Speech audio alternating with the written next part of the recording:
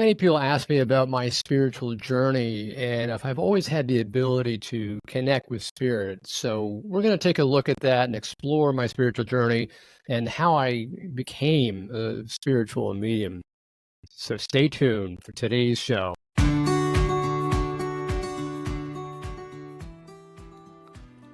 Welcome to the Spirits Beside Us podcast. I'm your host, Chris Lippincott. I'm an ex-Wall Street analyst turned international medium, spiritual teacher, and best-selling author. Each week we'll dive into the fascinating and uplifting arena of the non-physical world to help you deepen your understanding and spiritual connection to the unseen realm. We'll also share a behind-the-scenes look with others who've done the same and speak with experts in the field about their experiences. Pull up a seat and let's dive into these perspective-changing conversations.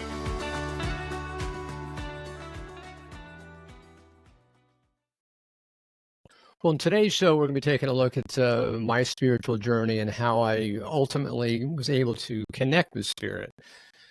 I realized I was able to really connect with spirit as a child, but I didn't understand what it was at the time.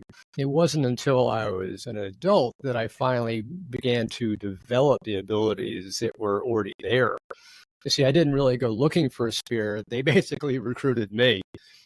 I really grew up in an agnostic materialist household, and it was one where I didn't have any formal religion or formal religious education. I was pretty much of a blank slate. My parents were materialists. They didn't believe in spirit. They only could believe what they could see and hear and touch and the here and the now. So it certainly wasn't anything in the way of being spiritual in any way, shape, or form. Yet, as a child, I was in touch with spirit, but I just really wasn't fully aware of what they were trying to do or even who they were. For example, I was connecting with animals. I was connecting with trees. I could feel the energy. It was almost as if I'm having a conversation with them. They could understand me. And it really started to expand to the point where I was starting to see almost these playmates that were basically what I thought were make-believe. I was an only child, so I thought, oh, I've got such a wonderful imagination. I'm connecting with these people, and I'm having these wonderful conversations. Even if nobody else can see them, that's okay. I'm just making them up, or so I thought. Hindsight, of course, is 2020, because I should have realized that when they were able to converse back with me and we were able to have a full conversation back and forth, that something was just a little bit different, that I was having full-on conversations with people that nobody else could see.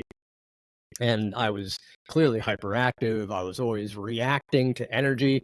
I don't know if that was something that we might refer to as ADHD back then or not, but I was connecting with the energy. Of course, back then we didn't have any cell phones, so that wasn't an issue. But what was pretty clear was that I was having conversations with people that nobody else could see, but I was having a grand old time. Eventually, I'd also have these experiences where, as an only child, I'd hear voices in my room when my parents were at the other end of the house. Lived in rural Connecticut, so clearly there wasn't anybody else there.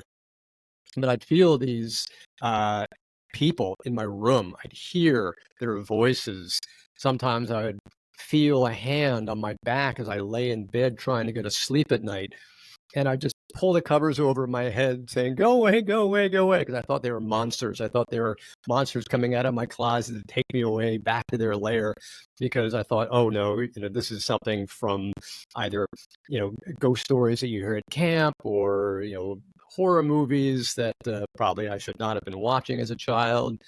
But it was just sheer terror, sheer fear of the unknown when I started having these connections at nighttime.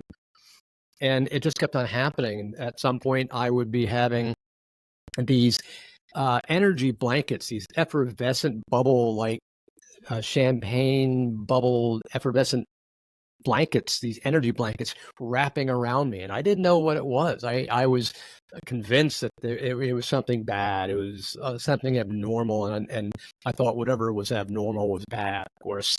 And at that point, I just kept on getting more scared the more that spirit was trying to connect with me. And I kept on thinking of the terrible things that would happen to a child, based on all the ghost stories that I'd always been hearing as from camp or movies or wherever. So I was begging them to leave, and I kept on saying, "Oh no, please go away, please don't hurt me, just go away." And eventually I got my wish. They went away. And at first I was quite relieved, but then I began to get a little bit forlorn because I realized, hey, wow, these are people that are in my life. These are people that are connecting with me. I can have conversations with these people. I'm having wonderful connections with these people, but they were no longer there. I had basically sent them away because I just didn't want them in my life because they were scaring me. But over time, as I got older, I began to get more logical. I began to get more material, analytical. I had to have things proven to me. I had to have things in front of me that, it was not real. It was not possible unless it was proven beyond a shadow of a doubt. And all these childish thoughts that I had, make believe, I was putting them aside. But I kept on realizing that even, as a young adult, I was still sensing people behind me. And I'd whip around and nobody was there, and I'd still get scared. I was still scared of the dark, and I would still think they're these monsters because I still didn't understand it. But I just kept on saying, okay, whatever's there, I'm just putting it away. It's got to be my mind. It's got to be my mind. I'm making it all up. So I kept on trying to push that away. Ultimately, I became this closed-minded skeptic, and I needed proof of everything. And I took that mindset, that analytical mindset, to Wall Street as an analyst. And I tried to, make my career on Wall Street as a logical analyst, and I was skeptical of everything. And when you're on Wall Street and you're on as an analyst, you have to be skeptical of everything that you're given, especially if you're trying to determine what a management team of a company is actually saying. Are you going to believe 100% of what they're telling you, or is it really sort of rose-colored glasses? So I was very skeptical of everything that came my way.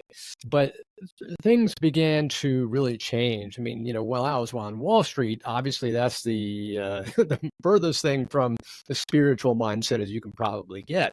But as my life began to move along and progress, that's when things started to change, because the death of my parents, for example, really challenged my view of existence.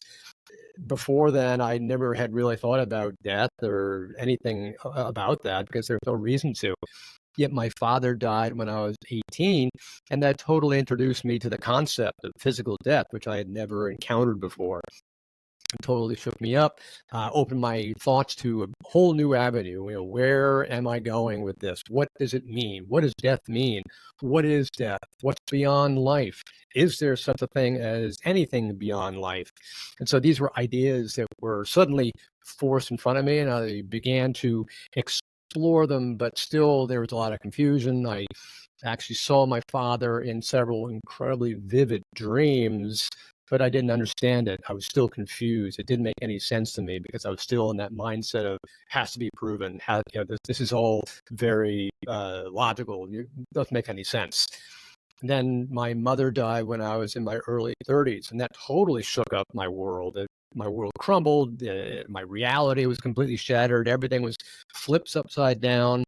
And at that point, I began to feel completely alone, totally disconnected with anything that was there.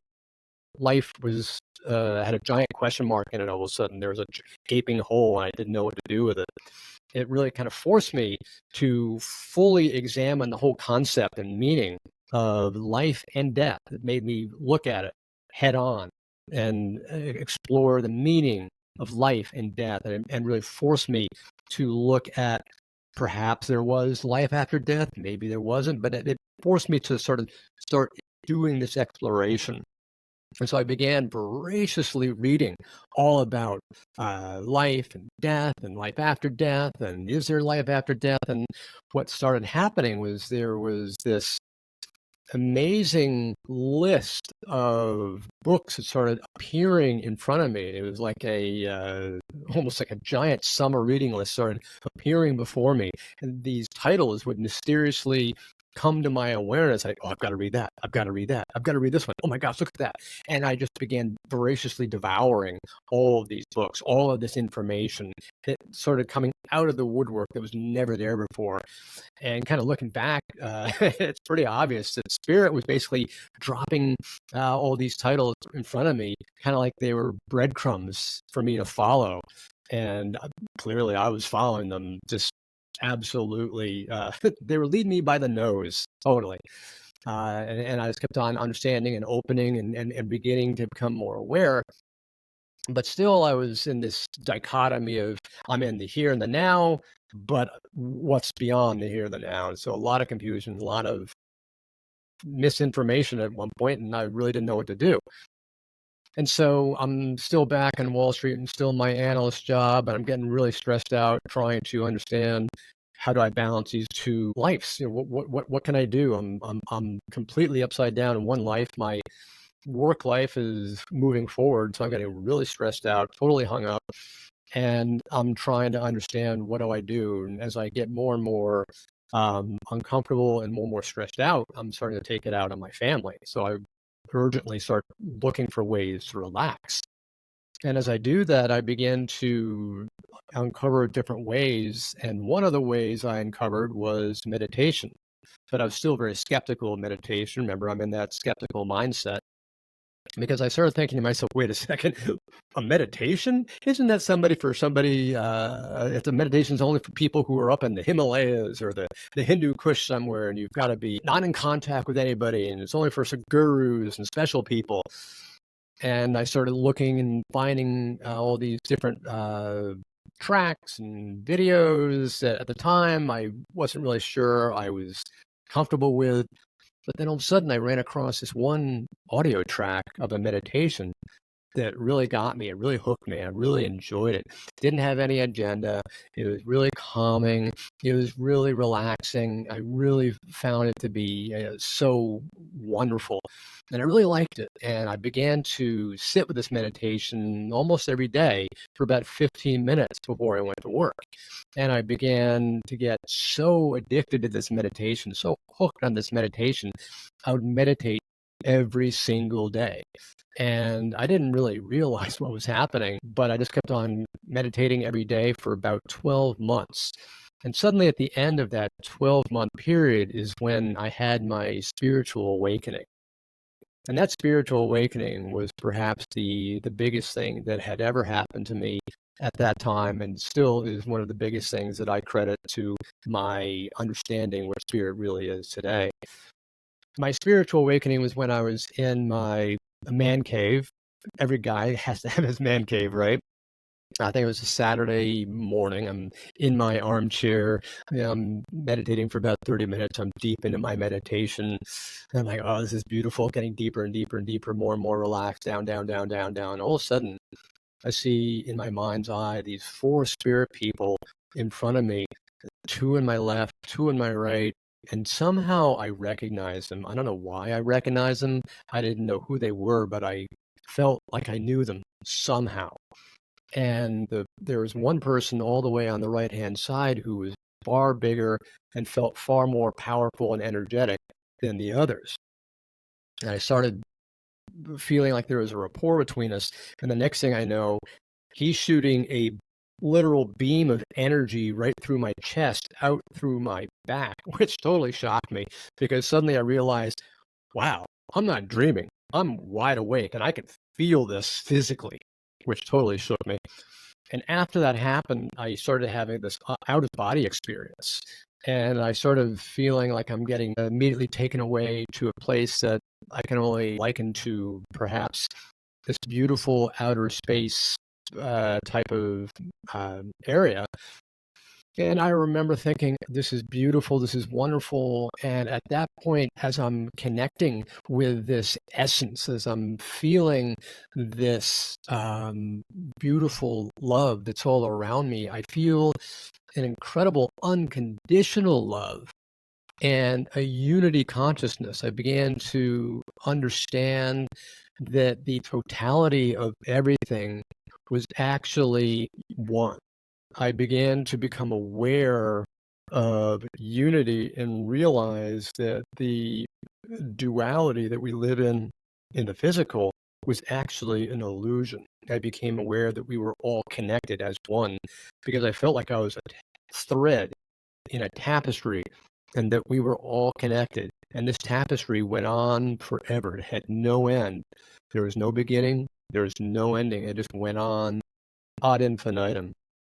And I began becoming in contact and feeling a connection with some entity. I don't know who it was. Perhaps it was my guide. Perhaps it was my upper self. Perhaps it was God. I don't know who it was, but it just kept on coming back and saying, "You are perfect. You are perfect."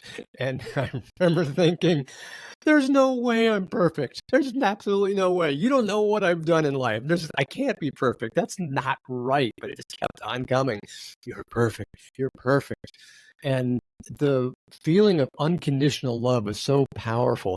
The meaning of the word love was so far beyond the human word that we use that the human word love that we use is like the tip of the iceberg. It's like that 1% of the iceberg that you see floating above the surface.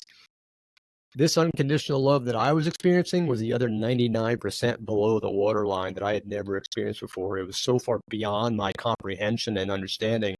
I just knew it was just beyond me. As they say, it's the love that goes beyond all understanding.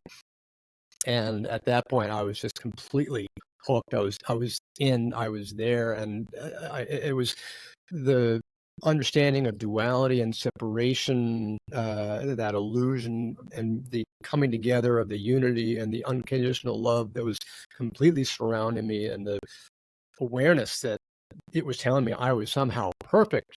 It was perhaps one of the most profound experiences that I'd ever had. And after that, I started having these incredible experiences. After I finally came out of it, I recovered somewhat after a while, and I ran to my desk, scribbled down everything I could possibly remember after sort of coming out of the fog, if you will. And very soon thereafter, I started having all these wild experiences. I started feeling that effervescent energy wrapping around me again. I started hearing the voices all over again. I started feeling the presence of people around me that I couldn't see, but I knew they were there. And I could have these energetic touches like I was a child when I felt that hand on my back. I started having all these things happening over again. And it was pretty clear that what was happening was this portal from my childhood had reopened. And it was something that was just like a trigger. Like all of a sudden the key had been unlocked, the door was reopened, and the portal was totally reopened. And I started having these beautiful dream visitations from family members, from other people that at the time I didn't know who they were. And I knew they were very different. I knew they were visitations because a regular dream, you don't really understand it. You barely remember anything that happens. You're not really quite sure the details. You couldn't really begin to explain it or describe it or give any information about it. But with a dream visitation, it is so vividly detailed to the nth degree, and it's so profound, and it's so memorable that you remember all the details for years on end in the nth degree. You can recite everything that happened and give all the information as if it just happened. For example, when I had my visitation with my father, that happened many, many years ago.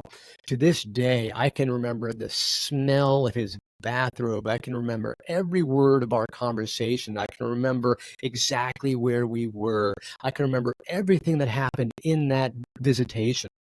Now, you can't do that with any regular dream. Any regular dream, if you're lucky, you'd forget it at the end of the day. I mean, heck, I can't even remember what I had for breakfast, let alone remember a dream. So these visitations were clearly totally different than any kind of dream that you might ever happen to have.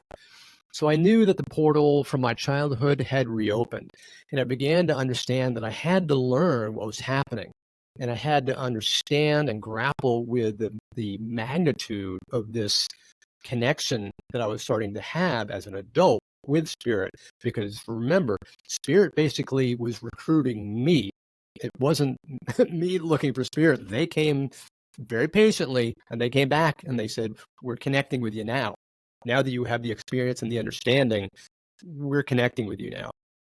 And I had to learn what it was all about. I had to learn what the connection was, how to work with it, how to open, how to close. And so I started going and having classes to understand what spirituality was, what spirit was. Because in the very beginning, I started thinking, wait a second, I'm connecting with spirit. There are only two types of people in the world who can connect with spirit. These are either incredible gurus or they're crazy people. Well, I know I'm not a guru. ... Oh my God, I'm going crazy. I started thinking I was going crazy, and I really had the worst time understanding what was happening. And so I was deathly afraid that my brain had snapped because of all the stress and all the things that were going on in my life. So these classes were helping me to grapple with that, helping me to understand that, helping me to work with spirit and to connect with their love. And I remember at one point asking spirit, why are you connecting with me? I'm just a regular guy. And before I could even finish that question, the answer was already coming to me from them when they said, because you're a regular guy. And I thought about that for a second. I'm like, wow, that makes so much sense. It means that I can express their messages, their thoughts, their desires, their love, their healing in a relatable manner because I'm just a regular guy. I'm not some person from the Hindu Kush that people can't comprehend or grapple with. I'm just from Main Street, right? And it made so much sense. I'm like, wow, spirit, you're brilliant. That makes so much sense. Of course, I was still partly in that skeptical materialist side, which for the longest time it just took so long to get beyond that logical left brain side of me that was so dominant for so long. It was a very slow process to get moving. But anyway, so spirit was letting me know that they were in connection with me. They were letting me know that they were trying to get me to be their ambassador, if you will, just sort of like a Main Street ambassador, a relay station, a telephone booth that they could link into and say, hey, listen, we just need somebody who people can understand to relay our messages for us. And I started understanding that concept and saying, oh, okay, that actually makes a lot of sense. And so I started to watch all these mediums demonstrate and work with their recipients and work with audiences. And I began to witness this profound healing and transformation and this love that was getting transferred to the recipient from spirit. The loving healing that was coming through was amazing. The unusual and unique evidence that would come through to the sitter from spirit that nobody else could know. The two individuals, those two loved ones, perhaps it's a spouse or what have you, only they could know. Personal conversations that nobody else knew, personal things that happened that only they knew, unique evidence about the person in spirit who's trying to communicate. All these things started coming through. Their personalities would come through, and these mediums would paint the communicator back into 3D. And you could see and feel that the communicator was right there with them. It was beautiful to watch. And soon you'd start to see the impact that this was having on the sitters. And it was so beautiful because you'd see the impact on the faces of these recipients. Their demeanor would change, their outlook would change, their face would change. They'd previously be sitting there looking so forlorn, so down, so, oh, this is horrible. Oh. And all of a sudden they'd reconnect with, let's say, a child. And it's, oh my gosh, I'm speaking to my son again. Oh, he's alive. And you just see them light up. like a candle. It's like, oh my gosh, just the spark of joy and life that would overtake them was palpable. You're just like, I had tears running down my eyes when I watched this happen. It's unlike anything else. And that's when I realized that that's what I wanted to do. I wanted to help other people. I wanted to bring through the same type of love and healing and do that in the same way. I wanted to bring the healing, the hope, the love, the connection, and the transformation that I was seeing with these mediums. And that's when I realized that's what I want to do. That's what I'm here for. That's why Spirit is connecting with me. Spirit's connecting with me to bring through their love, to bring through their healing, to bring that incredible transformation to people. And that's when I started understanding that people are always alive after they transition. There is no such thing as death. Our consciousness lives on. It's just a transference of energy. If you recall from last episode, I spoke about how we are all energy. We are all at a specific vibration rate.